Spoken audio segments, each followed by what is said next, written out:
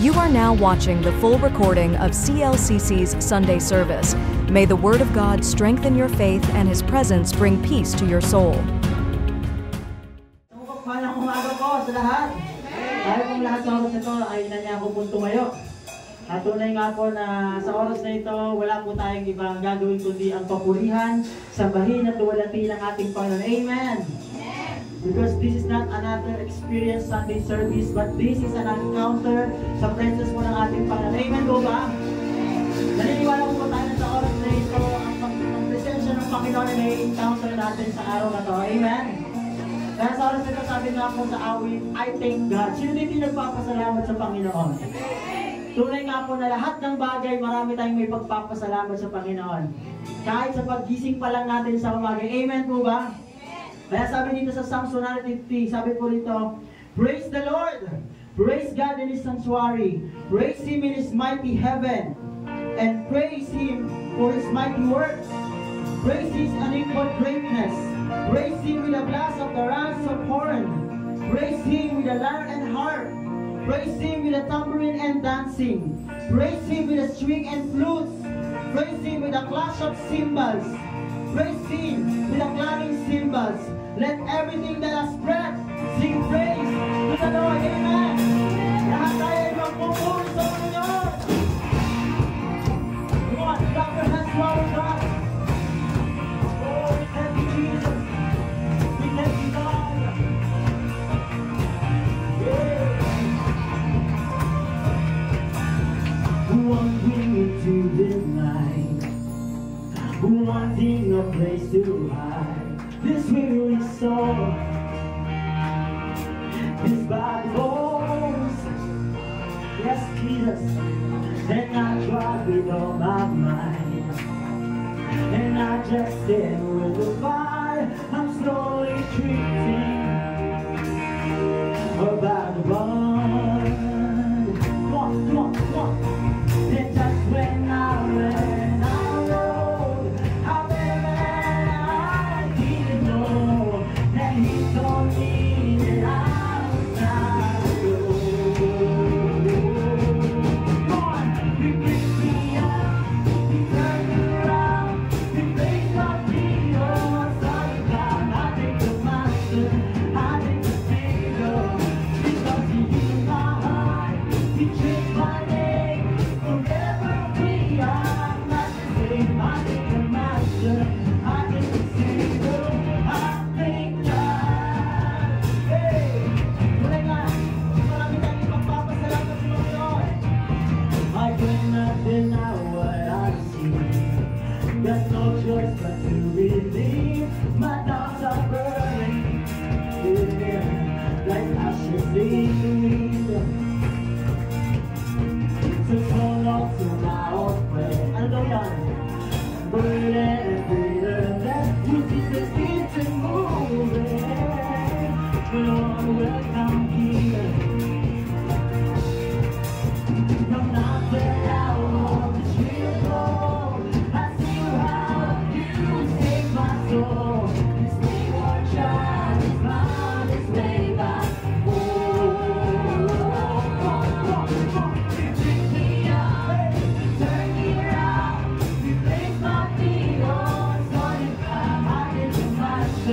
I think the Savior, because He healed my heart, He changed my name. Forever free, I'm not the same. I think the Master, I think the Savior, I think God.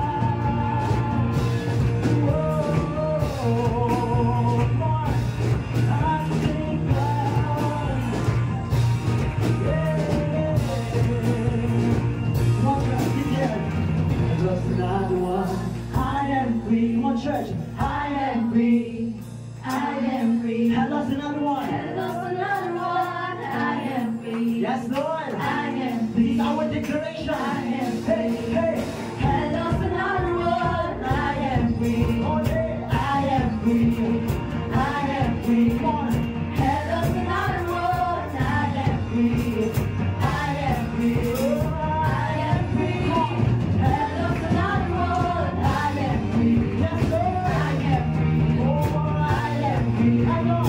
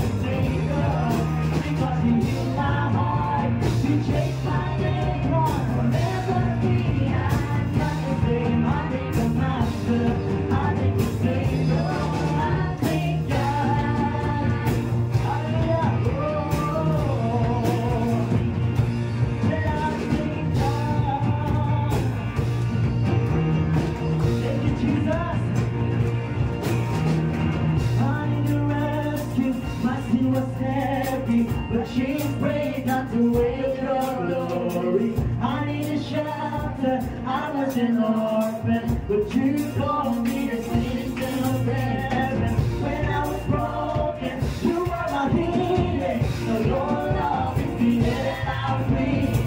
I have a future, my eyes are open. So you know my name. Get up, get up, get up, get out of the way. Get up, get up, get up, get out of the way. Get up, get up, get up, get up, get out of the way. Get up, get up, get up, get out of the way. Get up, get up, get up, get out of the way. Get up, get up, get up, get out of the way. Get up, get up, get up, get out of the way. Get up, get up, get up. Pick me up, one. Turn me around, He placed my feet on solid ground. I thank the Master, I thank the Savior, because He healed my heart, He changed my name, forever free. I'm not the same. I thank the Master, I thank the Savior, because He picked me up, He turned me around, He placed my feet on solid ground. I thank the Master, I thank the Savior, because He healed my heart, He changed my name, forever free. I'm not the same. I thank the Master, I thank the Savior, I thank God.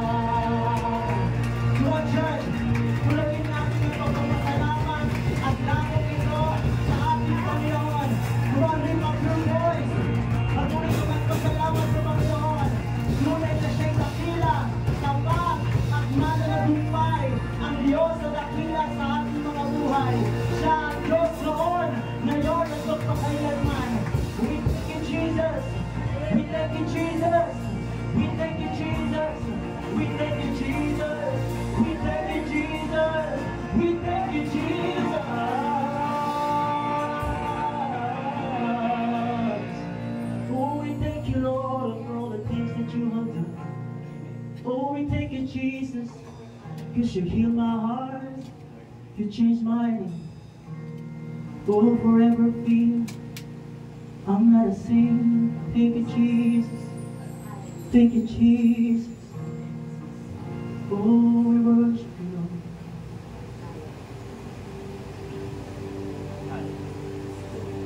Thank you, Jesus.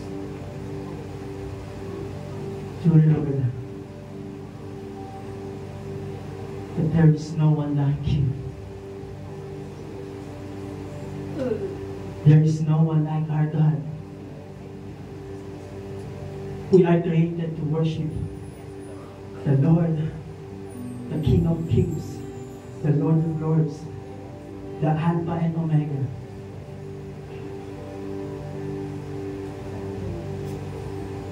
Thank you, Jesus.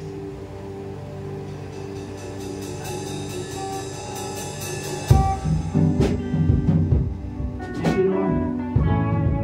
Thank you, Jesus.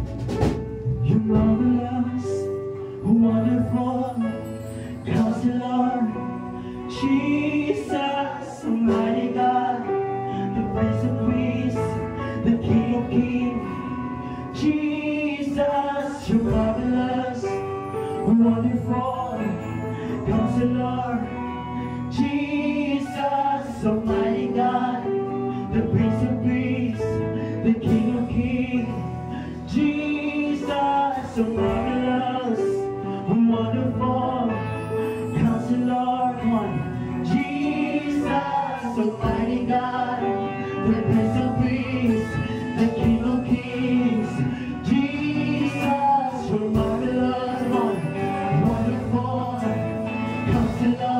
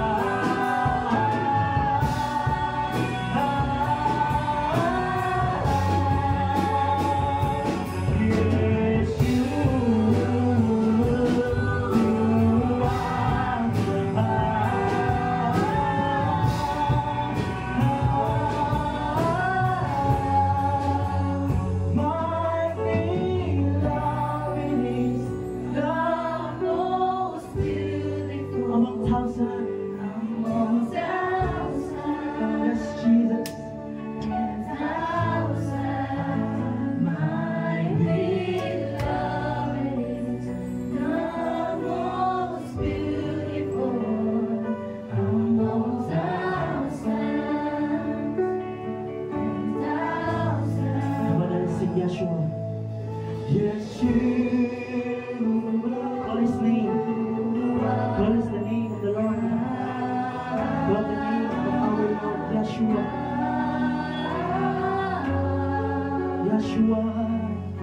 Yeshua.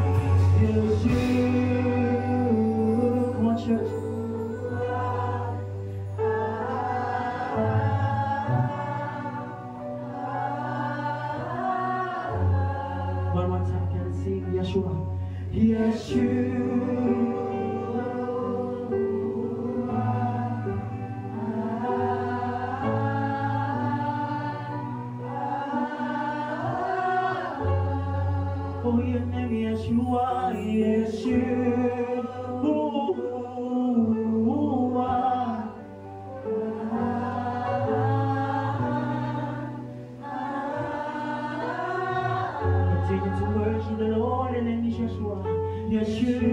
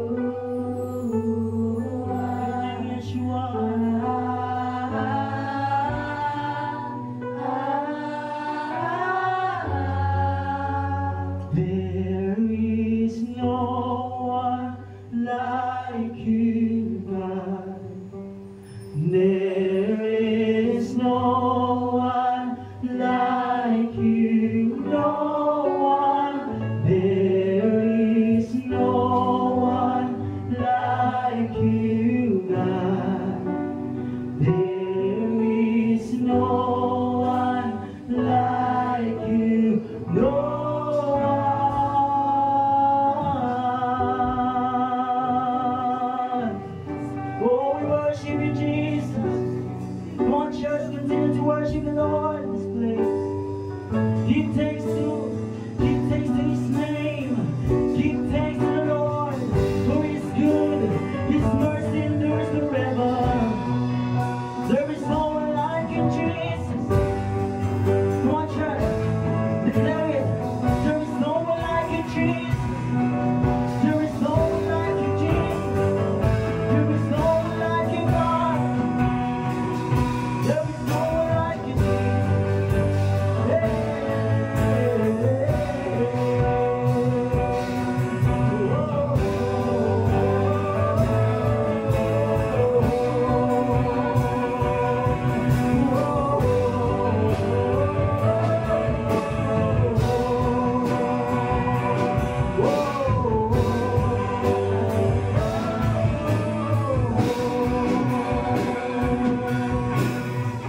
Thank you, Jesus. Truly, Lord, that there is no one like you. There is none. There is no one like you. There is no other God. You alone are worthy to be praised and to worship. You alone, Lord God. You are our deliverer, our mighty Savior. Ikaw ang aming dakilang muog. Ikaw ang aming sandigan. Ikaw ang aming Diyos na kailanman di kami pinabayaan. Sa kabila ng kalungkutan, sa kabila, Panginoon, ng kalungkutan, sa kabila, Panginoon, ng mga darkest moment ng buhay namin, you always with us. You are our Emmanuel. You are always with us, Lord. Kaya sa oras na ito, Panginoon, patuloy kaming magpupuri, patuloy kaming sasamba sa iyo, Panginoon. Not just only in singing, but a worship of obedience to you, O God. Thank you, Jesus. You are worthy, O God. Hallelujah. Sige po, maaari ba nating palakpakan ng Panginoon yung palakpak para sa ating Diyos sa buhay? Amen, amen. To God be the glory. Amen. Praise God, isang mapagpalang umaga po sa bawat isa. Salamat po sa Lord, sinamahan niya po tayo ng kanyang mga anghel sa awisan at sa isang bahid sa Espiritu at katotohanan. Alam ko po na ganda ang bawat isa upang siya po ay dakilain. Kaya huwag na po nating patagalin, tayo po ay mag-start na sa mensahe ng Panginoon. Excited po ako na ito po ay i-share sa inyo kasi kahit ako na-amaze, alam mo yun, yung parang matagal na natin siya naririnig, pero kapag pinuulit-ulit natin ang basa, ang sarap niyang damhin, para siyang pagkain na ang sarap balik-balikan kainin. Kasi may linamnam siya laging ating masisilayan at matitikman. Ayan. Ready po tayo sa mensahe ng Panginoon. Ready our heart, ready our mind. Hingin muna tayo ng guidance sa Panginoon. Thank you, Jesus. Thank you, Lord, for your presence. Holy will have you sa iyong pangalan. Ikaw na lumala ng langit at lupa na aming sinasamba, na totoo at buhay, dakila sa lahat. Lord, salamat po sa opportunity, sa pribilehiyo na ikaw po, Panginoon, ay aming masilayan. Hindi man namin ikaw nakikita personally, pero Lord, ikaw ay laging nasa aming tabi. Ikaw ay nararamdaman po namin, Panginoon. Kaya po, Lord, buksan mo po ang aming spiritual na mata upang sa ganun makita po namin, Panginoon, kung ano po yung gusto niyo po gusto niyo po ihayag para sa amin. Lord, thank you, God, sa opportunity na ikaw ay sambahin sa kantahan, sa awitan. And this time, God, salamat po sa opportunity, sa pribilehiyo na ikaw po may papakinggan. Ang mga salita mo, O Diyos, ay maging kalakasan po ng aming spirito. Tanggalin mo po, Panginoon, ang lahat ng sagabal. Sa pangalan ng aming Panginoon Jesus, Panginoon, ikaw ang madakila sa umagang ito. Ikaw ang maitaas, kami ay maibaba. Bigyan mo po, Panginoon, ang aming mga puso ng isang pusong mapagpakumbaba. Isang puso nagpapaturo. Lord, hindi po namin kaya kung wala ka. Lord, tulungan po kami na mag-focus sa iyo lamang, O Diyos. Patawarin po kami, Panginoon, sa aming mga nagawang kasalanan. Kung sa linggo, kahapon, o kung maging kanina, Panginoon. Linisin po kami ng ibalang dugo. Patawarin po kami. Kailangan po namin ng iyong kahabagan. Kailangan po namin ng iyong paglilinis. Ang sa ganun, maging karapat dapat po kami sa paglilingkod na ito. At salamat po, Panginoon, sa kagalingan sa lahat po ng may sakit. Ang buwan ng Agosto na ito ay napakarami o Diyos na pangyayari. Yung iba na bless, yung iba naman sinubok. Pero Lord, naging tunay ka, naging totoo ka sa buhay nila. Amen. Yung iba na nagumpay na mga anak, thank you God, thank you Lord. Kasi lagi mo silang iningatan. Yung iba naman na nakahanap ng trabaho, thank you God, thank you Lord. Totoo nga na ikaw ay nag-provide. Amen. Salamat po sa umagang ito. Maluwalhati ka, magdakila ka. Sa pangalan po natin ng Jesus. Amen. Amen. Ang pamagat nga po ng ating talakayan today is, be still and know that our Lord is God. Amen. Be still and know that I am God, sabi ng Panginoon. Saan ba natin itong makikita? Minsan nga sa kanta, kung alam niyo yung still, yung kantang still, sabi na kadulo nun, I will be still and know you are God. Marami pang makanta ang pwedeng paglagakan ng salita nito. Be still, there is a healer. Kung alam niyo yung kantang nito. So, be still and know that I am God. Pinapasabi ng Panginoon sa bawat sa atin, kumalma ka. Sabi mo siyang katabi, kumalma ka. Maniwala ka na mayroong Diyos. Maniwala ka na mayroong totoong Diyos na ating pinaglilingkuran. Sa mundo natin kinagagalaw, totoo nga na napakaligalig. Economy, kongreso, napakaligalig. Doon ko nga namalayan yung sarili ko na, tumatanda na pala ako kasi nagugustuhan ko ng makinig ng hearing. Sino dito nakikinig ng hearing? Ng mga senado. Kung ano yung pinag-uusapan nila, para tumatanda na nga ako. So yun, ang daming kaguluhan, ang daming pwedeng ayos, ang daming pwedeng gawin, pero ang daming lang kaabalahan sa buhay. Ganun din naman tayo mga kapatid. Isang mamamayan, isang normal na namumuhay dito sa Langkiwa, ang dami nating kaabalahan. Ang daming kaguluhan, lalo sa bahay. Ang dami nating intindihin. Kaya pinapasabi ng Panginoon, kumalma ka. Kumalma ka. And know that I am God. Saan natin makabasa to? Sa Psalms 46. Kaya nga, ito pong Psalms 46 ay napakaganda. Verses 1 to 11 lang po mga kapatid. Napakaikli. Pero papahabain natin. Huwag mo kayo matutulog. Kasi gusto kong himay-himay ng bawat words nito. Kasi nakakamangha yung Psalms. Alam niyo po, yung Psalms o awit sa Tagalog. Ay ginawa ng author. Namamangha din ako sa author. Kasi, alam mo yun, yung damdamin niya, kung ano yung perspective niya sa Panginoon, naisulat niya. Kaya naisulat yung Psalms 46. Ganon din naman tayo mga kapatid. Kung ano yung damdamin natin, minsan nasasabi natin, right? Sabi nga ng Efeso, sabi nga doon, be filled with the Holy Spirit. Be filled with Spirit. Sabi doon, speak to others with hymns, psalms. Sa Tagalog, makapag-usap daw tayo sa bawat isa na mananampalataya ng may awit, ng kumakanta. Na para bang sinasabi natin yun sa Panginoon. Kumbaga para babatiin mo yung kapatid mo na ganito, kamusta ka? Paawit? Ano yung masunod dun? Ikaw ay wala pinag-iba. Ako siya kakatahin mo, babatiin mo niya, hello? Kailangan pala daw, makikipag-usap tayo sa kapwa natin. May awit, may tono. Pero para tayo mga ano nun yan. Para mga ibon. Nakakatuwa lang pagbasa. Pero sabi ng Bible, ano ibig sabihin niya? Be filled with Spirit. Ibig sabihin, maging masaya puso mo sa pakikipag-usap mo sa iba. Na para bagang waring wala kang problema, tingnan mo katabi mo, yan ba'y walang problema? Tingnan mo yan, tingnan mo yan. Hayaan ang mga mukhang parang walang problema, pero deep inside, basag na yan. Pero deep inside, ang dami na niyang alalahanin. Ang dami na niyang problema. Diba? Ang kaibahan sa mga Kristiyano, sa mga nakakilala sa Panginoon, kapag pinagtitiwalaan natin siya, kahit marami tayong problema, kahit basag tayo, kahit bagsak tayo, andun pa rin eh.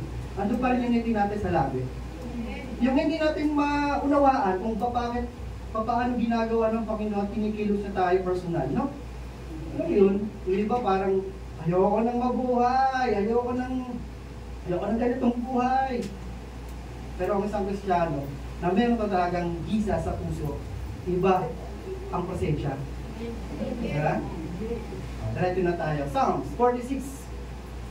Ito yung introduction ng Psalms 46. For the director of music of the son of Korah, according to the Alamot, a song. Nung una, hindi ko siya maunawaan. Nung niresearch ko siya, about the introduction pa to, itong Psalms 46, wala siyang wala siyang verse 1, verse 2, wala, introduction talaga. So, makikita mo sa mga awit, ang galing ng kanilang pagkakalimbag o sulat, kasi kanya-kanya sila ng author, hindi lang isang author lang yung Book of Psalms. Marami sila. From Moises, David, yes, marami yan. Pero sabi nung author nito, sabi, for the director of music. Walang pinangalanan kung sino. Pero alam niyo ba, kung sino ang lumikha ng musika? Si God. Kaya parang sinasabi niya, for the director of music, sa ito, Panginoon. Ikaw ang lumikha, ikaw ang naglalang ng musika. Kaya nga sa kanya dapat ang musika, hindi kay Satanas. Pero nga ang ginagawa ng mundo, binabaluktot yon, ginagawa ng kanta para kay Satanas. Kasi gusto ni Satanas na siya rin ay sambahin. Kasi sa langit, ang una niyang trabaho ay mamuno sa mga koro ng anghel. Sa mga choir ng anghel. Pero ang ating direktor ng musika ay ang Panginoon. Sumunod yan at the son of Korah. Yung Korah, kung babalikan nyo sa Numbers, sa Book of Numbers, pinarusahan yung Korah at ang kanyang mga lipi sa bahayan kasi nag-rebel siya, yung Korah. Sa pangyayari niyan, napakahaba kasi pero tungkol ko na lang na ganito. Dahil nag-rebel si Korah, nagsasalita pa lamang si Moises, bumiyak ang lupa, kinain si Korah at ang kanyang tagasunod. Tapos sinara ang lupa, ibig sabihin napunta siya sa soul. Lahat ng mga nagrebelde kay Moises. Kaya nakakatakot din ang mga kasasapitin ng mga nagre-rebelde. Ayan, of the son of Korah. Pero bakit dito sa Psalms? But nandun siya, of the sons of Korah. Ang trabaho ng mga anak ni Korah ay sa mga music ministry. Sa mga Levita kasi, iba't iba yung kanilang mga designation. Yung iba, nag-aalay, yung iba naman nasa templo, yung iba naman music ministry. So, bakit ganon? Di ba pinurusahan yung Korah at ang kanyang mga tagasunod? Bakit dito nakalagay sa Nos Korah? Di ba pinag-aralan natin na yung Panginoon natin ay God of a second chance? Amen? Hindi naman si Korah. Sabi diyan, the sons of Korah. Yung mga anak ni Korah. Ano ibig sabihin? Parang ganito sa panahon ni Korah. O di ba? Ba't ganon? Ninihulog na sila sa kalaliman ah. Bakit may natira pang mga anak niya?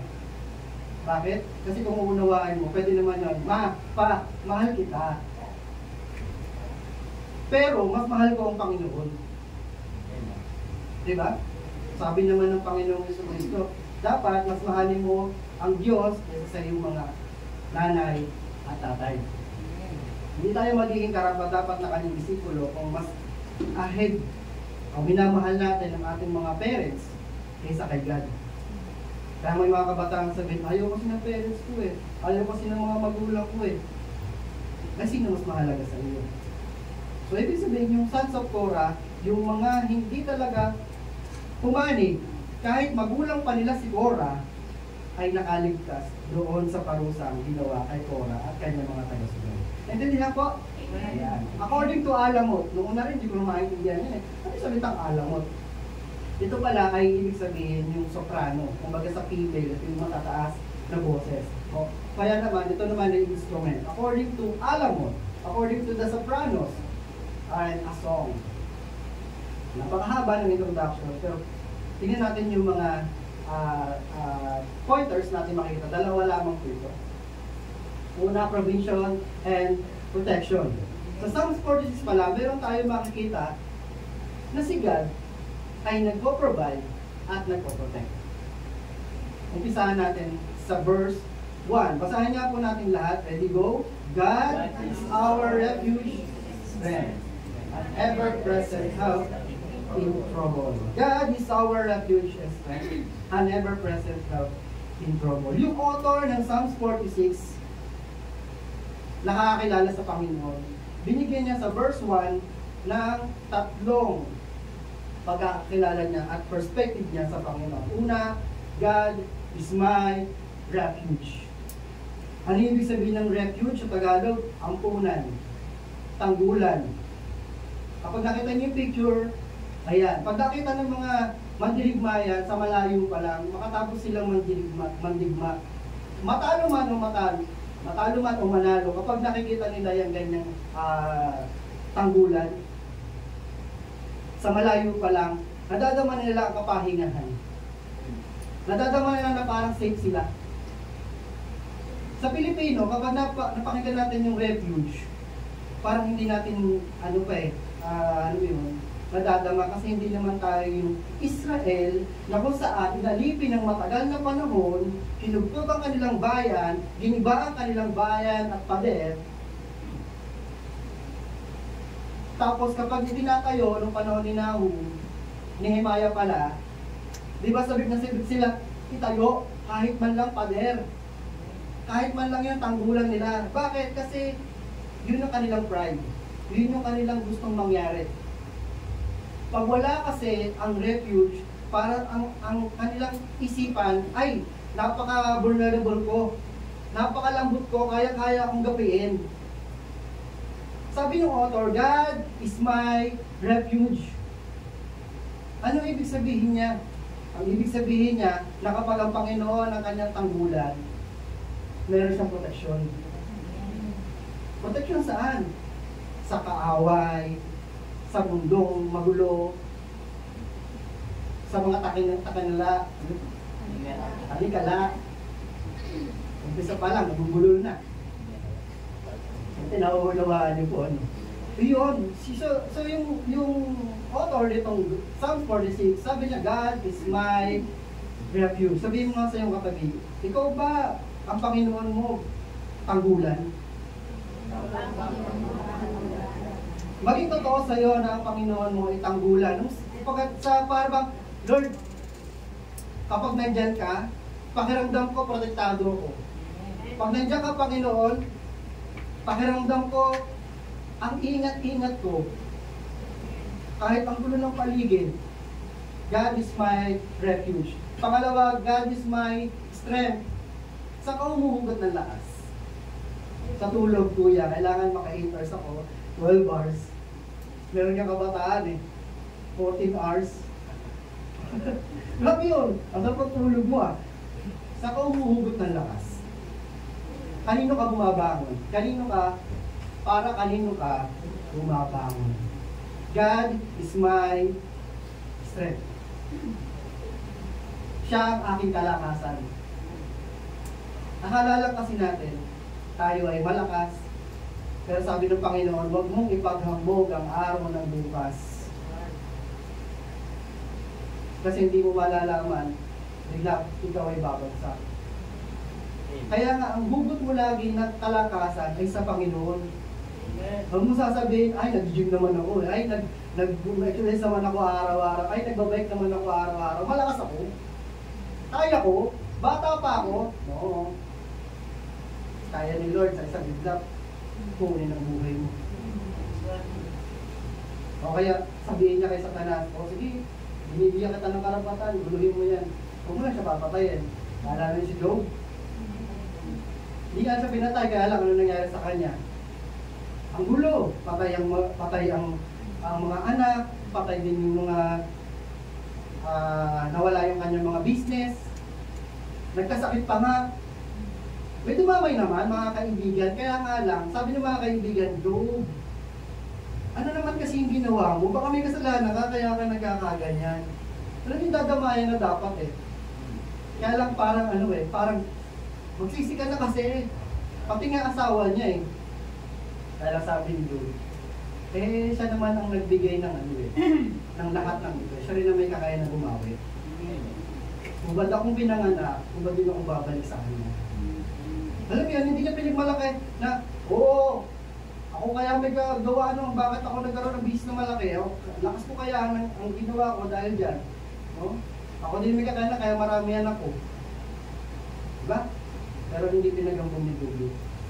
Nanatilig siyang tapat sa Panginoon at bumugot siya ng lakas sa Panginoon. Tignan niyo yun, ang dami niya sakit. Inuud na nga eh, nalalaki yung uud. Alam yung kwento nun? Kasi tabi ko Pero binabalik niya eh. Sabi ko, huwag ka walis. Komportable ka dyan eh. Grabe yung kwento nun. Dahil mas pa ba ng bahay yung mga ganun? Pero sa biyaya ng Panginoon, sa grace niya, di ba? Ano nangyari? Napanubalik yung kanyang sigla. Yung sakit niya nawala. Tapos, ano nangyari? Nagkaroon pa siya ng mga anak, hindi dobleng mga anak. Habawa, 7 yung anak niya, naging 14. Grabe no, lakas niya. Bawat taon ng ang anak, ano man yung nanay. No? Tapos, hindi naman si Juba nanganganak eh. Tama ba mga nanay? Yung asawa niyo. So, tapos yun, yung kanyang mga, tama ba ako? Dumoble ba yung mga anak o yung mga business lang yung dumoble? Parang gano'n, agad eh. Dahil nagkaroon ng mga anak, tapos dumoble yung kanyang business. Ano? So, yun yung kwento niya. Tapos, kahit nga ang Pablo sa New Testament ay nagsabi ng ganito. Kasi meron siyang sakit.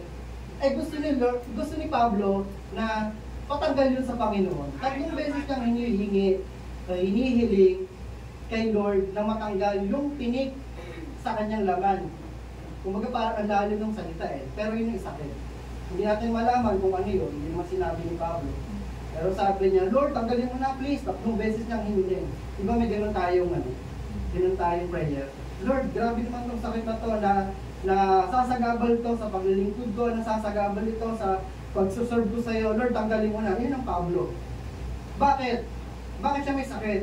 Kasi kapag binasa niyo yan pataas, yung kwento niya, iniakit siya sa langit, at third heaven. Marami siya nakita doon, pero hindi hinayaan ng Panginoon na sabihin niya. Siya lang yun at ang Panginoon ang nakakita. Tapos, gusto niya. Sabi siyang sabihin. Pero, ang ginawa, sabi doon sa kwento niya, Satanas ay gumawa ng paraan para hindi masabi ni Pablo kung ano ang nakita niya. Kaya binigay sa isang sakit. Okay? Naintindihan niyo po? Kasi sabi niya, ayokong magmalaki, ayokong maging proud, magkaroon ng pride. Kaya ang ginawa niya, sabi niya, mas gustuhin ko pa na ang kahinaan ko ang ipagmalaki ko. Pabigyan siya ng sakit. Sabi ni Pablo, Lord, tagalin mo na, 3 beses niyang hiniling. Verse 9, ang sabi ng Panginoon sa akin, sabi ni Jesus sa akin, sabi ni Pablo, My grace is sufficient for you. For my power is made perfect in weakness. Naalala niyo yung topic ng Friday, na ang kahinaan natin ay ang Panginoon sa Kristo. Kahit ang Pablo naranasan niya. Kung titignan niyo sa dulo, sa verse 10, sa dulo, for when I am weak, then I am strong. Alam ni Pablo na meron siya karamdaman, sasagabal yun sa service niya sa Panginoon, pero ang sabi ng Panginoong Jesucristo sa kanya, anong sabi? My grace is sufficient. Ano yun sa Tagalog? Ang kagandahang loob ko ay sapat na para sa iyo. Parang gano'n, bakit Lord ang sasabihin mo sa akin ay ganito, my grace is sufficient for you, for me. Ang kagandahang loob ng Diyos ay sapat na para sa iyo. Lord, humihingi ako ng kagalingan. Ang gusto ko kagalingan. Pero bakit babanggitin mo sa akin, ang kagandahang loob ko, sabi ng Panginoong Jesucristo, ay sapat para sa iyo. Hindi kasi natin minsan nauunawaan din ang kilos ng Panginoon. Minsan humihingi tayo ng bulaklak, ang binibigay niya, raindrops, ulan. Minsan nga humihingi tayo ng kaligayahan sa buhay, pero ang binibigay niya pagluha. Bakit yan? Hindi natin nauunawaan, pero minsan ang blessing nga, blessing in disguise. Kikilos siya in a mysterious way, na hindi mo naaaro kung paano siya talaga kikilos. Kasi kung mauunawaan mo lang kung paano siya kikilos, ay kaparehas mo na siya. Kaparehas mo na siyang Diyos. Naintindihan niyo po? Kaya kikilos siya sa paraan niya, hindi sa paraan mo. Mag-iisip siya sa kaisipan niya, hindi sa kaisipan natin. Kaya nga sabi niya kay Pablo, my grace is sufficient for you. Bakit niya binanggit niya kay Pablo? Kasi si Pablo ay self-sufficient. Self-sufficient. Ano ibig sabihin nun? Kaya niya sa sarili niya. Nung siya ay nagmi-ministeryo nga diba nga? Pag nagmi-ministeryo itong Pablo, dapat hindi na siya nagtatrabaho. Kasi nangangaral siya doon at padako dito. Naglilibot. Pero hindi. Kada saan man siya pupunta, nagtatrabaho siya para sa gana kanyang sarili. Para may maipakain sa kanyang sarili. Nagawa siya ng tent. Yun ang karakter niya. At ang isang tao na ang karakter ay self-sufficient, hindi niya kayang tumanggap ng tulong sa iba. Kung ang isang tao na ganyan ang karakter, self-sufficient, o kaya niya sa kanyang sarili, nahihirapan siya na humingi ng tulong sa iba. Kaya nga sabi ng Panginoon, my grace is sufficient for you. Dapat mo maunawaan ang kagandahang loob ko ay sapat na para sa iyo. Wala ka na dapat hihilingin pa. Sabi pa ni Jesus, my power is made perfect in weakness. Oo, Pablo, mahina ka. Oo, ikaw ay mahina. Pero dahil sa kahinaan yan, lalong nagiging perfecto ang kapangyarihan ng Panginoon. Lalong nahayag ang kanyang kapangyarihan kapag ikaw ay mahina. Kapag ikaw ay may sakit, kapag ikaw ay may karamdaman, kapag ikaw ay may problema, lalong nahayag ang Panginoon. Lalong nahayag ang kanyang kapangyarihan. What a blessing. Diba? God is my strength. Hugot ka ng lakas sa Panginoon. Huwag kong kani-kanino. Sabi nga ng verse 10, no?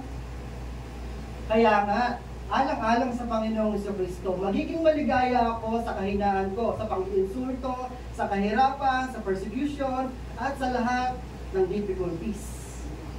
Ano yun? Magiging galak pa niya, sabi ni Pablo. Yes.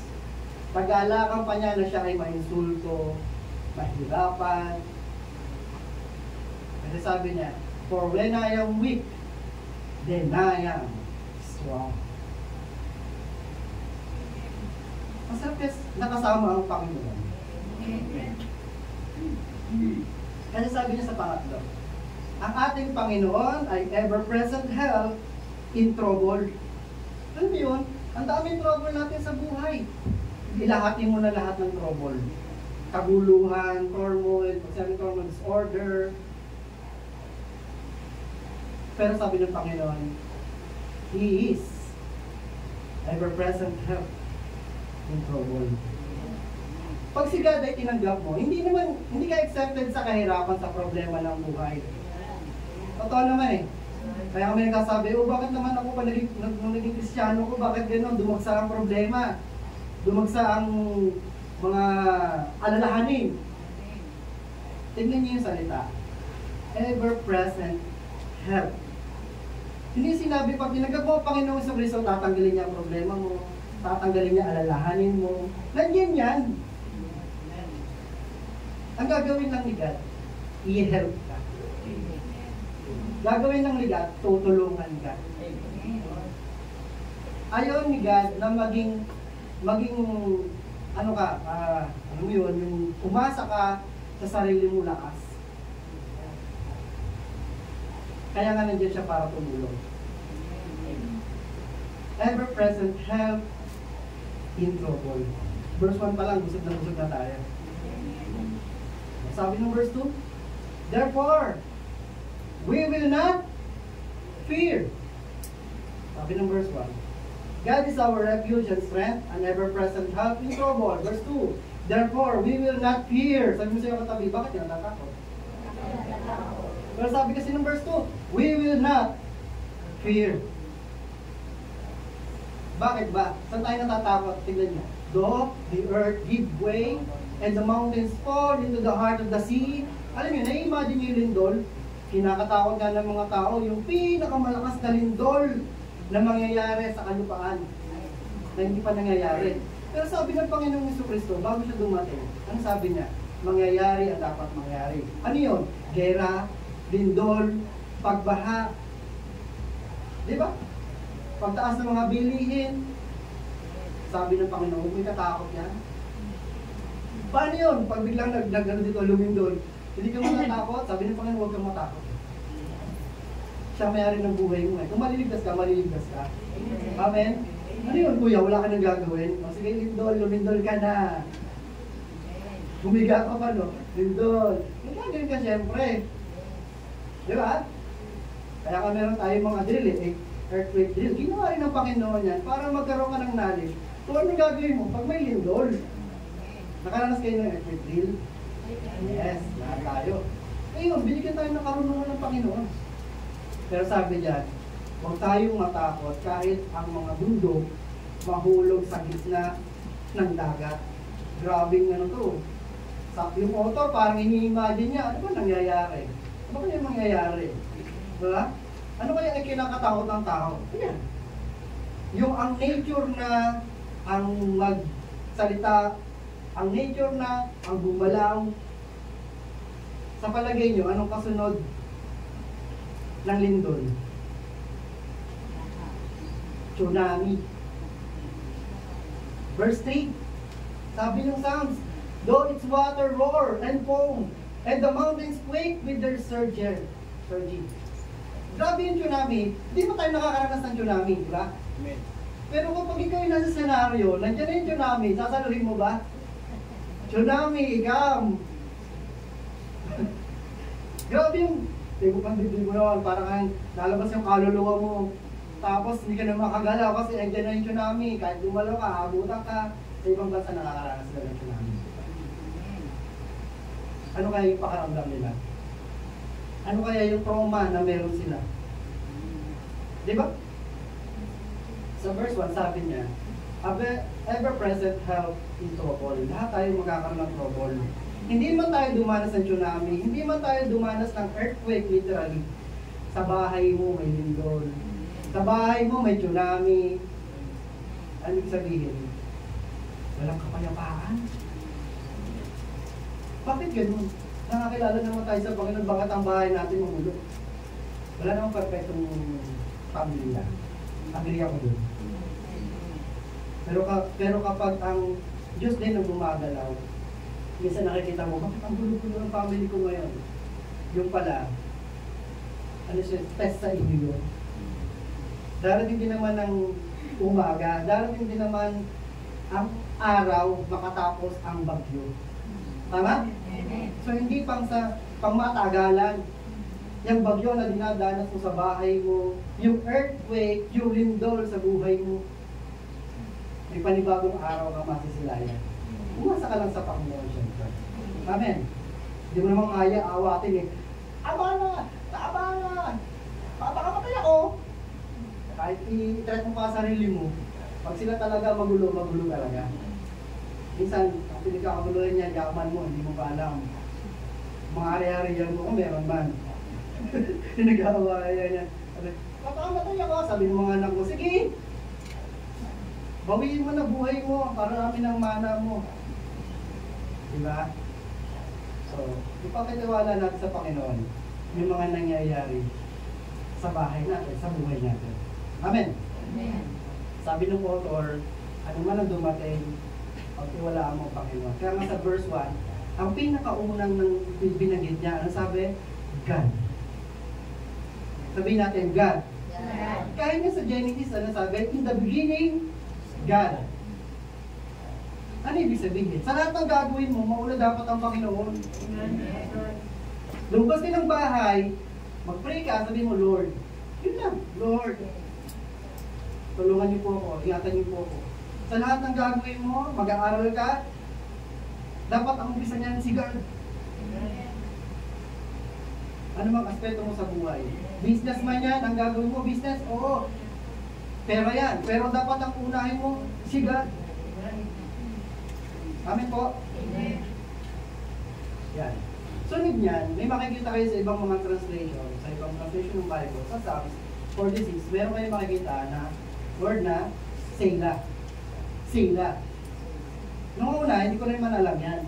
Pero dahil nga, sa pagsasaliksik ng salita ng Selah, ibig sabihin yan, pause. Interlude. Kung diba sa musika, meron kami tinatawag na interlude.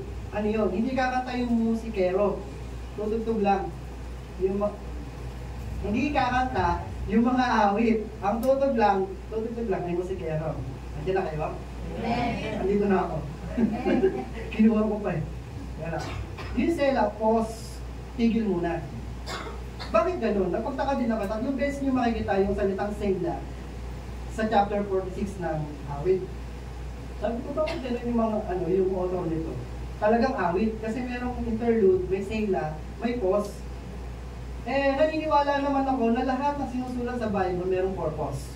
Amen?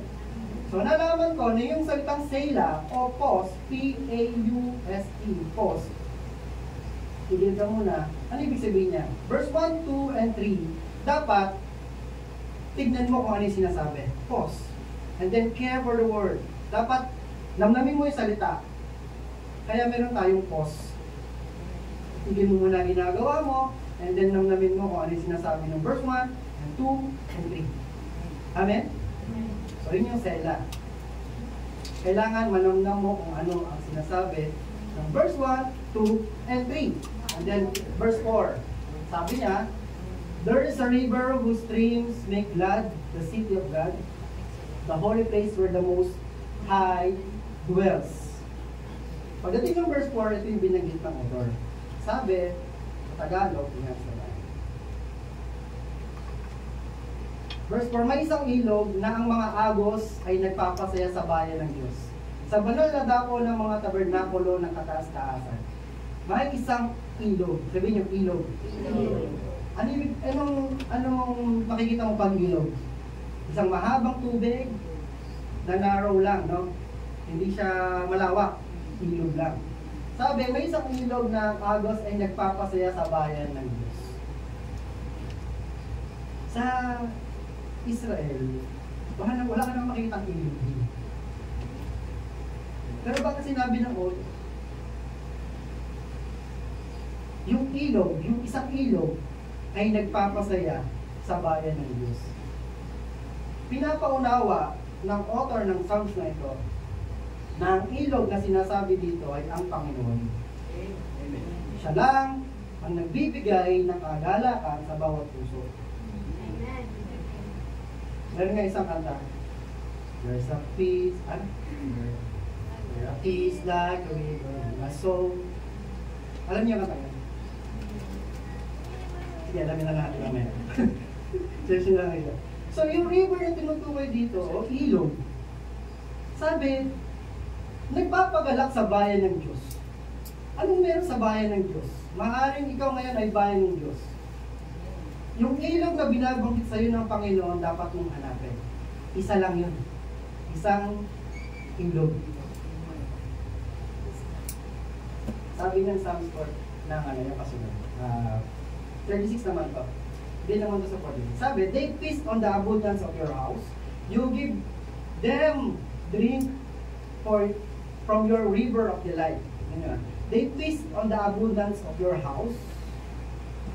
You give them drink from your river of delights. Ang sinasabihan dito ng Panginoon, yung kanyang mga mananampalataya, na meron daw pista, kainan, abundantly sa bahay ng Panginoon, at iinom tayo ng alin?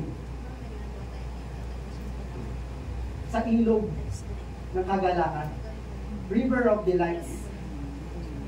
Yan yung promise ng Panginoon sa atin. Kapag ang buhay mo, o kaya sa kikita mo sarili mo, na sobrang lungkot mo na, sobrang lumbay mo na, babalik ka sa Panginoon. Humingi ka ng ilog na nagbibigay ng tubig na nagbibigay ng kasiyahan. Diba ang Panginoon Hesus dito, sabi doon sa Samaritana, bigyan mo nga ako ng tubig. Diba? Okay. Sabi niya sa Samaritana pa, kung alam mo lang, na ang tubig na ibibigay ko ay hindi tubig na nanggagaling dito sa well, sa balon. Naalala niyo po? Amen. Sabi niya, ang tubig na ibibigay ko sa iyo ay tubig na ibibigay ng buhay na walang hanggan. Ang kaakibat mo na tambungan ng kagandakan. Ikaw ba naman makasumpong ng buhay na walang hanggan, hindi mo matutuwa? Hindi ka mo magagalak? So sabi sa verse 4, there's a river whose stream make glad the city of God, the holy place where the Most High doers. And then verse 5, diretso natin. God is within her. She will not fall. God will help her and break of day. Ano yung first point natin? Provision and protection. Grabe si God magbigay. Grabe si God mag-protect. Sabi ba naman dyan? God is within her. She will not fall. Hindi mahuhulog. Lagi siya nandiyan. God will help her at break of day. Nabanggit natin kanina, oo, yung trouble, yung problema nandiyan. Pero, lagi mo rin tandaan na nasa tabi mo ang Panginoon. Amen. Hindi siya natutulog. Hindi siya nawawala sa tabi mo. Lagi mo lang sabihin, Lord, nandiyan ka ba? Yes, nandiyan siya. Pag kinausap ka ng Panginoon, ba? Praise God. Kahit hindi nga siya magsalita, dapat madamo mo nandiyan siya sa paligid. Amen. Sabi niya, God is within her. Ang sinasabi niya doon, babae kasi, Israel, bayan ng Diyos. She will not fall. God will help her at the break of day. Sa Tagalog, tutulungan ka ng Panginoon, maaga pa lang. Umaga pa lang. Sabi mo sa'yo katabi, katabi mo ang Panginoon. Diba sa umaga pa lang, ang dami natin problema, grabe naman yan. Patapusin na ng buwan, ang daming bill. Darating si Bill. May bisita tayo, si Bill. At kasama niya si Juna at si Judith. Tatlo na sila. Dahil problema? Dahil ang ito ng problema. Umpisa pa lang ng umaga, hindi ka pa nga nakakapag-almusal. Ang gulo-gulo na ng bahay. Hindi si God para tumulong sa'yo. Huwag mo na matusan. God, dito na maglaba. Magod na ako eh. Hindi naman gano'n, no? Bibigyan ka lang niya ng kalakasan para ikaw ay maglaba, maghugas. Magawa mo ang mga gawaing bahay kung ikaw ay naggagawa sa bahay. Yung iba nga, umaga na magising, ay umaga na tutulog. Sabi siya katabi, lagi ka bang puyat? Sana maranasan mo aga pa lang. Pag gusbong pa lang ng araw sa umaga, pasalamatan mo na ang Panginoon. Sabi mo, Lord, naniniwala ako, katabi kita. Ang dami kong problema, ang dami kong bill. Tulungan mo ako, Panginoon, hindi ka ito kaya. Di ba? Pag ikaw lang talaga naman, losyang ka na, maglolosyang ka pa. Hindi, maganda yan! Maganda yan! Tingnan mo na kayo, maganda yan eh. Sabi pa sa verse 6, nations are in uproar, kingdom fall. Tingnan mo yun, pati mga sa kanila kasi kingdom, sa atin kasi mga presidente na eh. Kahit yung mga kongreso, senado, sabi niya ay babagsak, hindi magiging maayos. Pero sabi ng Panginoon, I lift my voice, the earth melts. Akala natin, akala natin yan lang ang mangyayari. Pero yung sabi pagka nagsalita ang Panginoon, yung mundo, matutunaw. Grabe ka pangyarihan ng Panginoon. Kasi nga siya ang malilika. Amen? Isa rin na may kakayanan na ito ay maglaho. Pero sa biyaya ng Panginoon, araw-araw pa rin tayong gumigising. May masayang araw pa rin, may masigang buwan pa rin, tayo nasisilayan sa gabi. Ano yun? Hindi pa niya tinatapos ang mundo ito. Amen? September daw. Rapture na. Sa YouTube kasi kalat yun. Sa internet kalat yun. By September 23, 24, sabi, rapture na. Alam niyo, rapture, dadagitin na ang lahat ng mga mananampalataya. Sa kanila kasi, ang rapture, end of this world. Naguluhan na, Sabi nila, September 23, 24, meron sila kasing, mayroon silang resources, kung paano na nakakalculate, kung bakit ganyan sinasabi. Matagal na sinasabi yung mga ganung hula. Kung naaalala niyo, 12-12-12, December 12, 2012, sabi, magugulo na daw ang mundo. Anong nangyari? Wala naman eh. May palabas pa nga nun eh. Sabi, warning daw sa atin. September 23, 24, rapture na. Hindi ko alam sa inyo kung maniniwala kayo. Pero ako naniniwala sa Panginoon na siya talaga ay muling babalik. Pero hindi niya pinapaalam kung kailan. Kasi sabi ni Jesus Christ, kahit ang mga anghel, ay hindi nila alam kung kailan ang pagbalik ng anak ng Diyos. Amen? Grabe yun, mas marunong pa sila sa Diyos. So, baka misinterpret niyo ako nireveal ko lang, pero hindi ako naniniwala. Nasa September 2024 ay rapture na. Pero kuya, what if magkatotoo? Bulaan ako. Bulaan ako. Kung magkatotoo man o hindi. Ang Diyos na lang nakakaalam nun. Pagkatiwala natin sa Panginoon buhay natin, ang intindihin natin kung madadagit ba tayo o hindi. Amen? Iintindihin ko ba yun? September 22, natutulog ka, bukas, sabi, rapture na. Ano ang ko? Sabi ng Panginoon, magpuyat. Ay, magpuyat. Magpupuyat ako. Be alert. Sabi ng magpuyat be alert. Hindi naman sinasabi ng Panginoon, yes ka. Sabi ng maging handa ka. Awake. Yun yung sinasabi niya. Ibig sabihin, maging alerto ka. Dapat ang pananampalataya mo buo at matibay. Nang sa ganon, kahit nga ang Holy Spirit dapat ay nasa sa iyo. Kasi yan ang katunayan at yan ang selyo ng ating kaligtasan. Amen? Pag dumating ang Panginoong Jesucristo, susunduin niya tayo sa alapahan. Yun yung rapture. Amazing yun ang mangyari. At lahat nga ng mananampalataya ay nasasabik sa panahon na yon. Yung iba ng mga kabataan, Lord, bata pa ako, gusto ko pa mag-aasawa, gusto ko mag-anak, wag muna. Pero nga, nasa timetable ng Panginoon. Amen? Amen. Siya lang ang nakakaalam kung kailan. Ayun. Verse 7. Sabi, the Lord Almighty is with us. Basahin niyo natin to with declaration. Verse 7, ready, go? The Lord Almighty is with us. The God of Jacob is our fortress. Wow. The Lord Almighty is with us. Yung lumalang ng langit at lupa, yung lumalang ng universo, ay kasama natin. Amen. What a privilege. The Lord Almighty is with us. The God of Jacob is our fortress. Ano yung fortress? Katulad lang ng refuge yan. Tower. Sabi kasi dito sa Proverbs 18 verse 10, sabi, the name of the Lord is a strong tower, the righteous run into it, and it's safe. Kantayin eh. Diba? The name of the Lord is the righteous run into and be safe. Yan.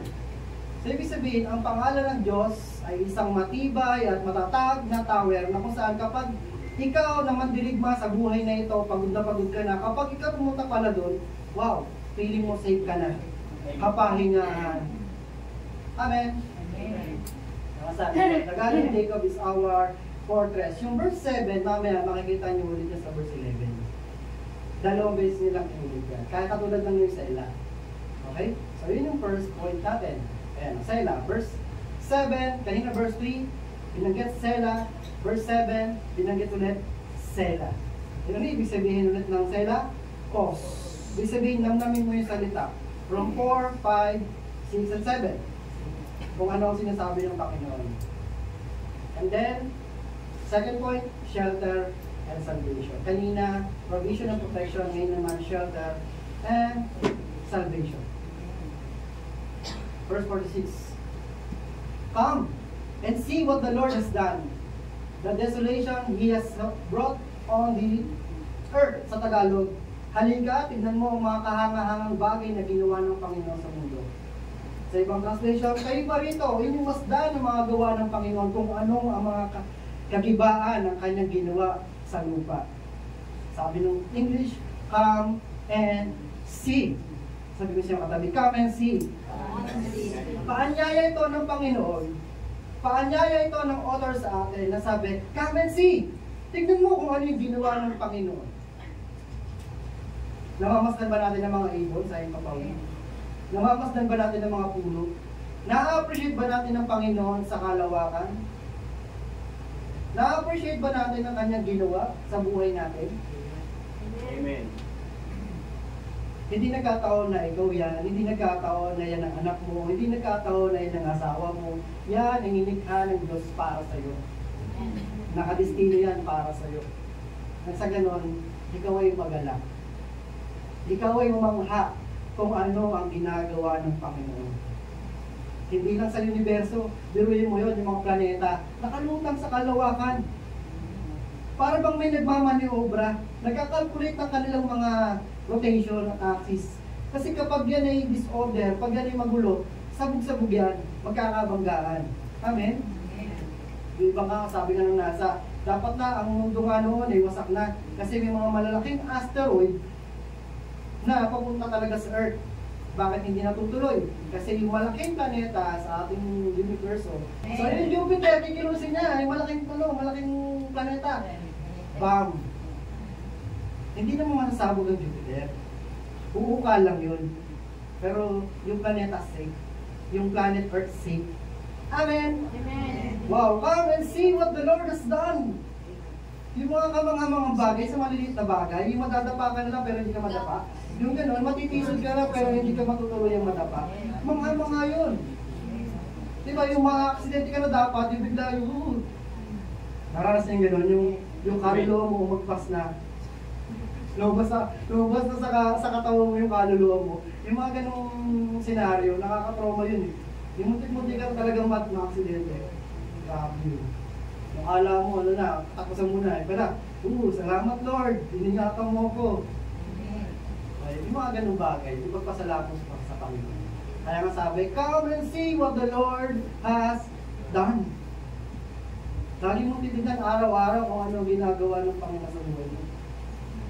Nasa kalititan. Tignan mo nga, nung pandemic, ito, naisip ko lang kagabi. Diba, pandemic, lahat nasa bahay. Tama? Nakakulong sa bahay. Paano yung mga pulubi? Yung mga walang bahay. Saan sila nagkukubli? Ngayon mo na naisip, patagal na ng pandemic, kahapon ko lang naisip. Kasi iniisip natin, sarili natin eh. Sarili natin pamilya, sana hindi magkaroon ng sakit. Ngayon mo na naisip, kahapon ko na naisip, paano kaya yung mga walang bahay? Paano kayo iningatan ng Panginoon yun? Kahit nag-rugby yun, singot na singot, iniingatan pa rin ng Panginoon. Amen yun.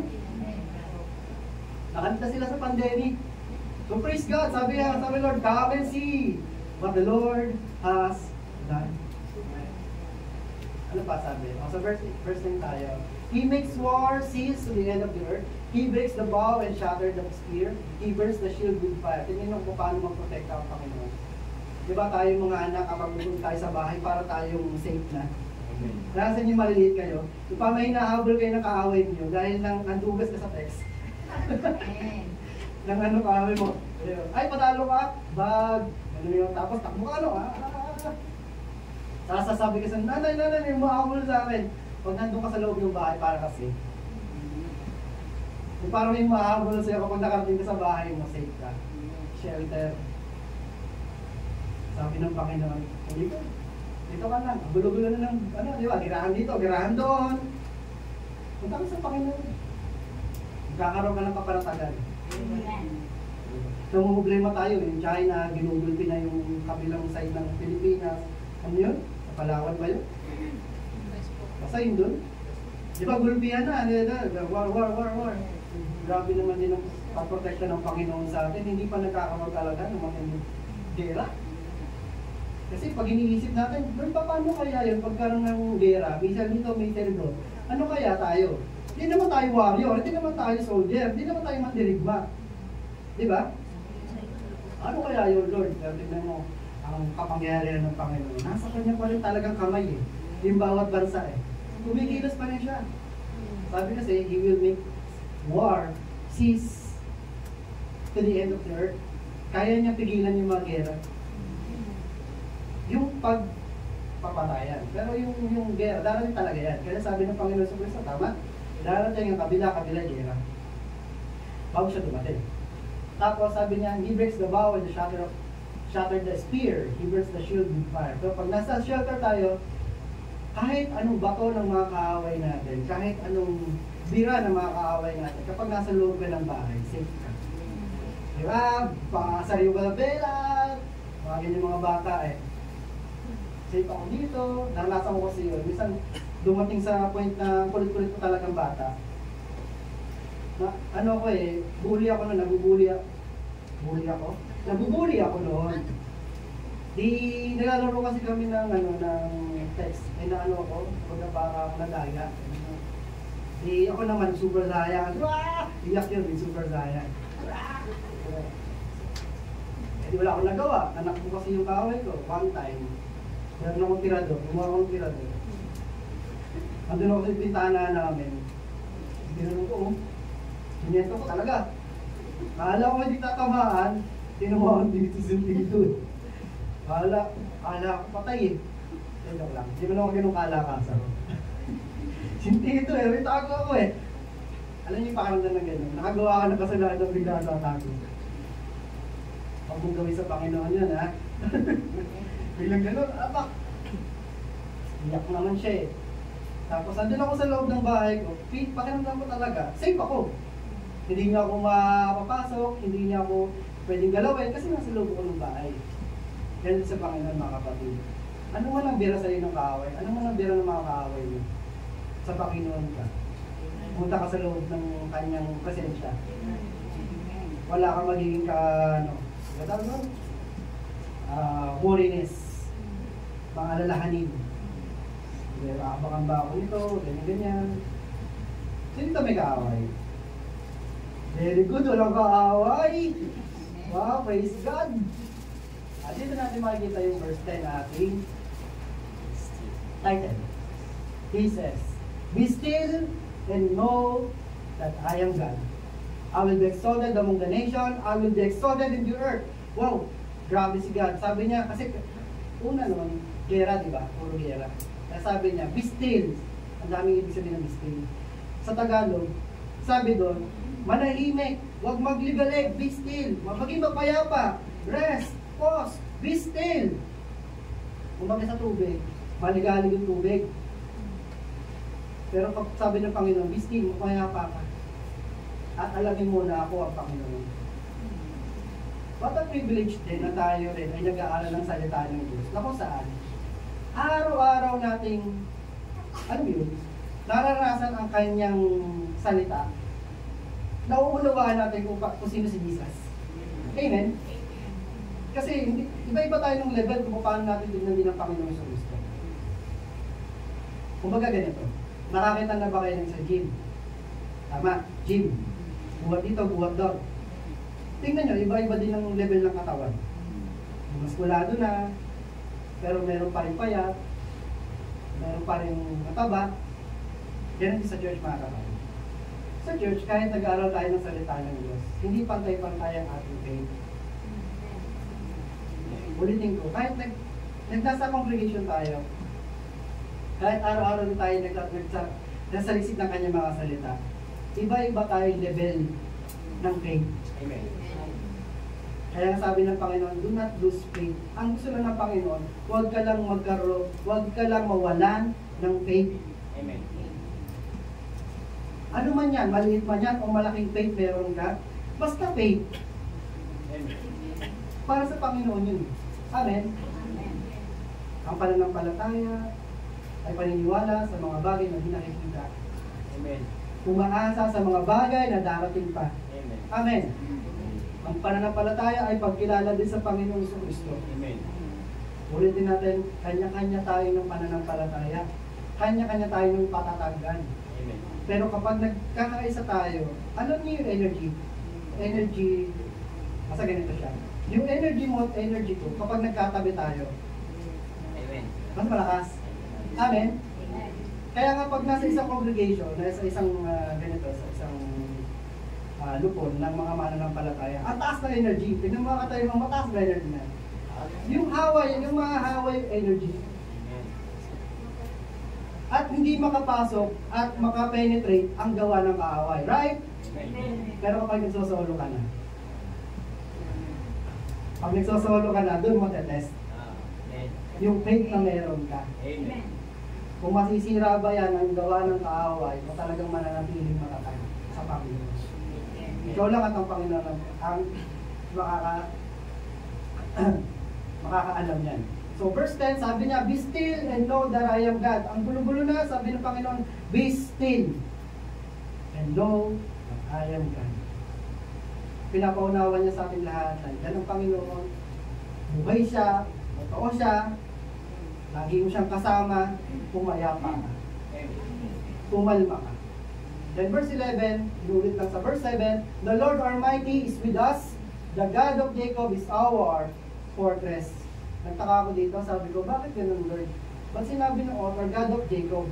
Hindi mo pwedeng God of Moses, hindi mo pwedeng God of Daniel, hindi mo pwedeng God of David. Bakit God of Jacob? Ano ba ginawa ni Jacob? Si Jacob lang naman, inanloko ng kapatid. Kinuha ang dapat na pagmamayari ng kanyang kapatid. Tama ba?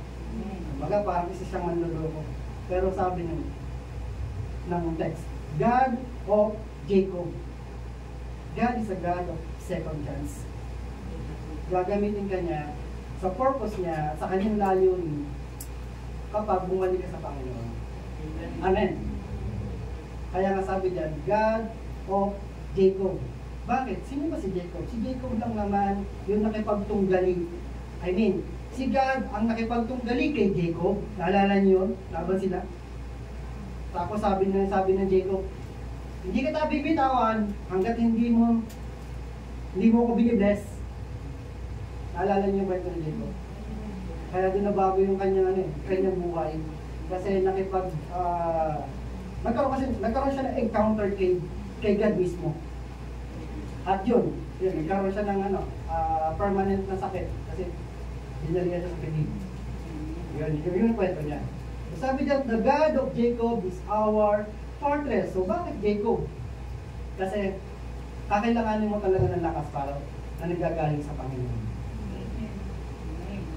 Na kaya mo makipagsabayan din sa galaw ng Lord. Hindi ko sinasabing makipagpantayan ka sa Panginoon. Hindi. Masabayan mo yung kilos ng Panginoon. Di ba? Si Jacob, hindi na siya natatiling Jacob eh. Nabago ang kanyang pangalan, di ba? Israel. Bakit yun ang bibinagin? God of Israel. But God of Jacob pa rin. Pinapaunawa lang sa atin ng Panginoon. Na kahit sino ka pa. Kapag pinagtiwalaan mo ang Panginoon, umasa ka, merong purpose ang buhay mo. Amen. Merong pagbabago sa'yo. Hindi mo na ikakahiya kahit yung luma mo o ang bago mong pangalan. Amen? Kasi sa Panginoon, diyan ang nakikita na sa'yo. Kung sino ka sa kanyang paningin. Ikaw ay mananampalataya, ikaw ay umaasa sa kanya, yan ang gusto mo sa'yo.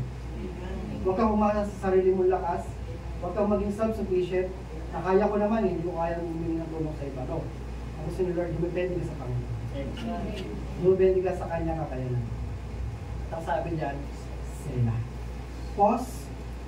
Magkaroon ka ng care doon sa mga salita from 1 to 11 at alamin mo kung ano pa ang gustong sabihin ng Panginoon.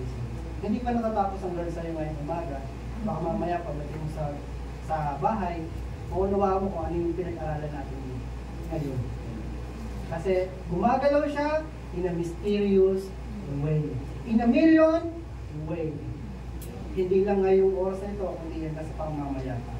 Salamat sa kanyang mga salita. Salamat sa kanyang mga revelation sa atin. Sa Psalms 46, naunawaan natin at na-encourage tayo na muli lumapit tayo sa Panginoon. Tayo ay kumikit sa iyong pagtigit. I-focus mo ang puso mo, i-focus mo ang sarili mo sa Panginoon. Sabi ng kanyang mga salita kanina, nandyan siya. Nasa iyong tabi. Ipagpasalamat mo kung ano yung nangyari sa'yo. The whole month of August or the week na binigay sa'yo ng Panginoon. Ipagpasalamat mo kung ano yung mga na blessing na tanggap mo sa Lord. Paluwalhangin sa iyong pangalan, paluwalhangin sa iyong Panginoon. Thank you God, thank you Jesus. Sa pribileyo, Panginoon, na mapag-aralan po namin yung Psalms 46. Hindi nagkataon na ito yung topic mo, Diyos, sa amin. tulungan po kami, Panginoon. Ito ay pagnilayan pa sa aming tahanan.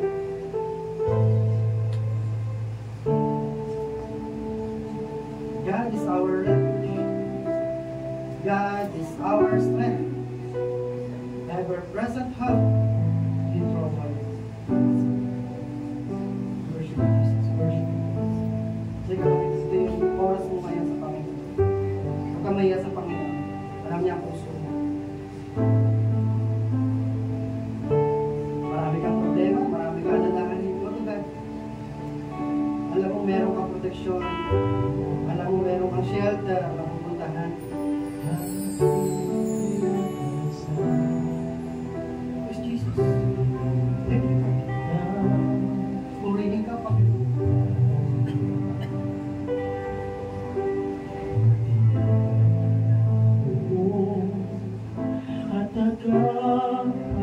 Holy Spirit, ilusin mo ang bawat sitwasyon natin. Holy Spirit, let your presence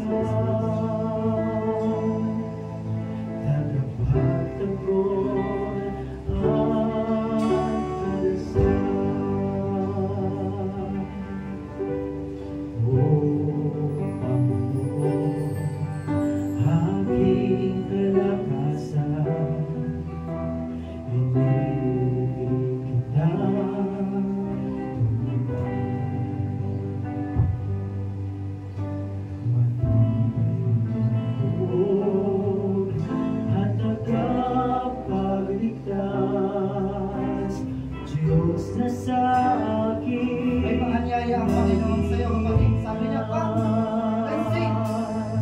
But the Lord is God. May ginawa ang Panginoon sa buhay ko. Marapat na siya ay pasalamatan. Marapat na siya ay takilain. O Yahweh, dakila at tapat, papurit pagsambay, marapat dapat kang pumunta. Ang pagdakila at pagmamahal sa'yo ay alay. Ikaw ay banal. Wala kang katulad, Diyos. Walang papatay sa iyo.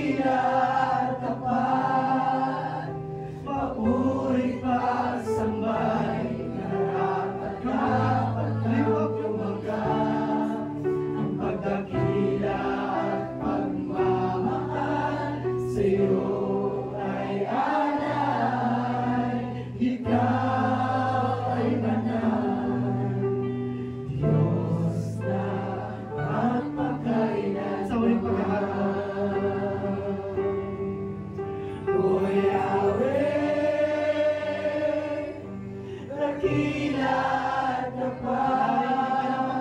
papuri at sabay, karapat dapat kang bumangga.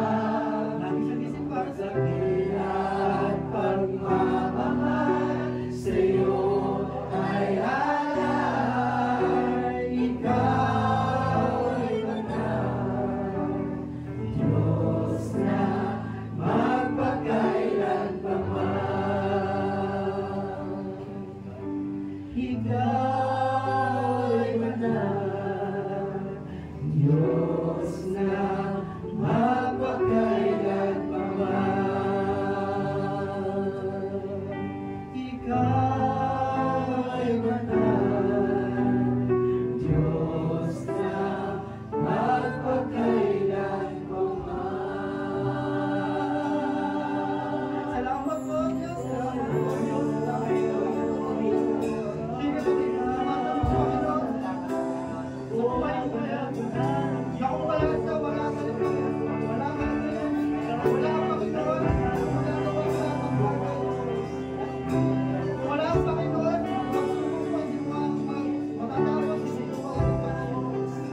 Salamat po, Diyos.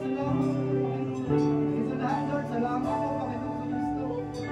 Dahil nag-alay ka ng buhay mo, buhay na matay, libing, muling na buhay para sa aming kaligtasan, O Diyos, para linisin kami sa mga kasalanan, at naniniwala kami sa muling pagmarito mo, Panginoon. Ako sa kikigyan mo ang pananampalataya ng bawat sa amin.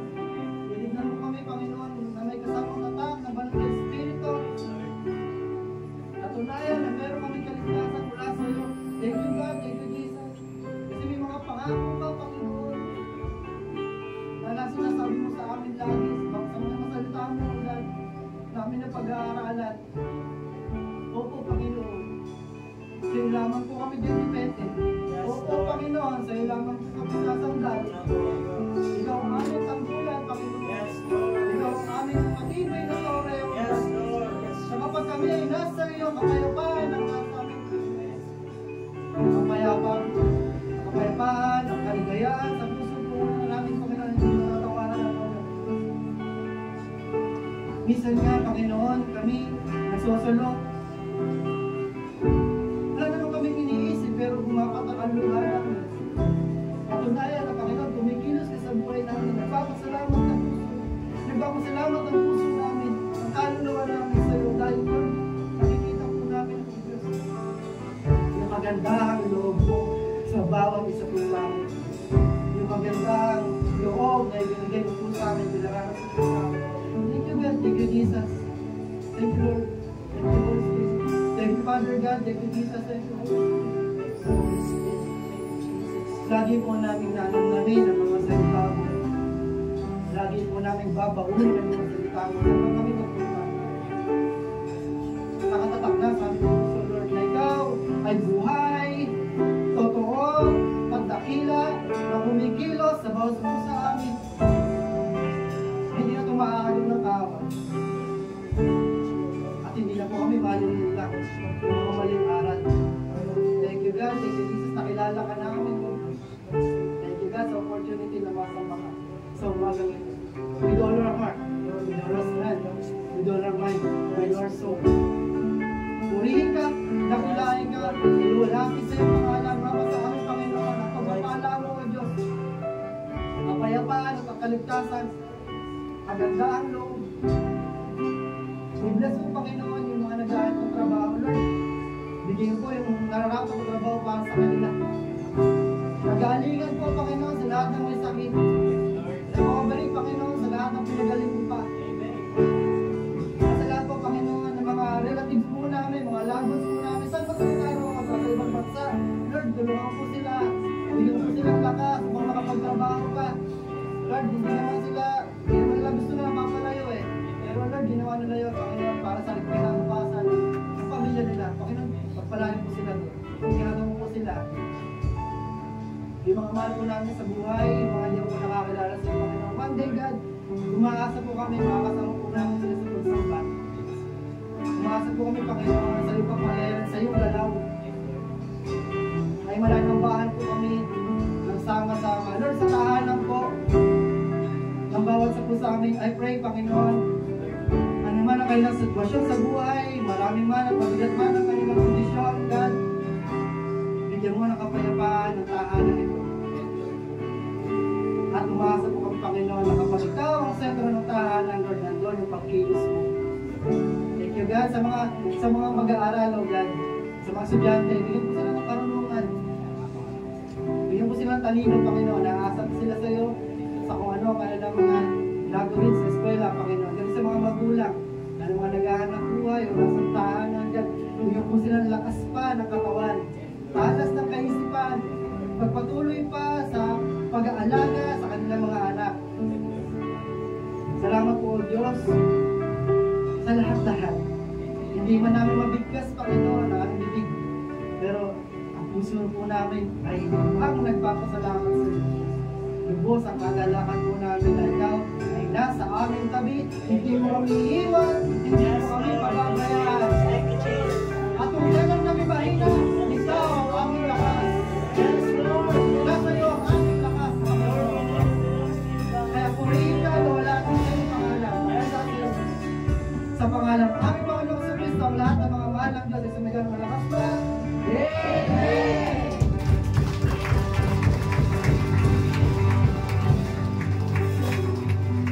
Thank you, Lord. Thank you, Jesus.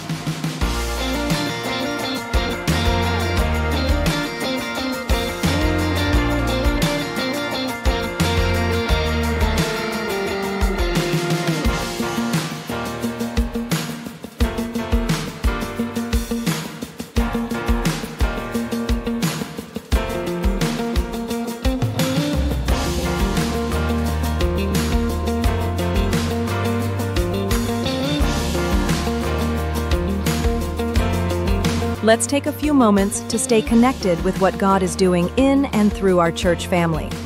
Please tune in to these important announcements, opportunities to grow, serve, and fellowship together. Join us for morning devotion every Monday to Saturday from 5 a.m. to 7 a.m. live on our CLCC Facebook group. Come early, come expectant, and begin your day with the Word, worship, and a fresh encounter with the Lord. Let's grow together in faith, one morning at a time. We also invite you to a special time of seeking God together. Join us every Friday night from 7 p.m. to 8:30 p.m. for our prayer and Thanksgiving gathering. It's a sacred space to pour out our hearts, lift up our needs, and give thanks for all He has done. Come expectant. Breakthrough happens when we pray. And for our young champions, don't forget Amazing Kids, happening every Saturday from 9 a.m. to 11 a.m. right here at CLCC. It's a fun, faith-filled time designed especially for children ages 6 to 12, with Bible stories, songs, games, and lessons that build strong foundations in Christ. Your kids will love it. We'd love to see you again next Sunday. Join us for our Sunday services here at CLCC. We have 2 worship services every week. First service starts at 8 a.m. and second service at 10 a.m. Come early, come expectant, and bring someone with you. There's always a seat for you in God's house.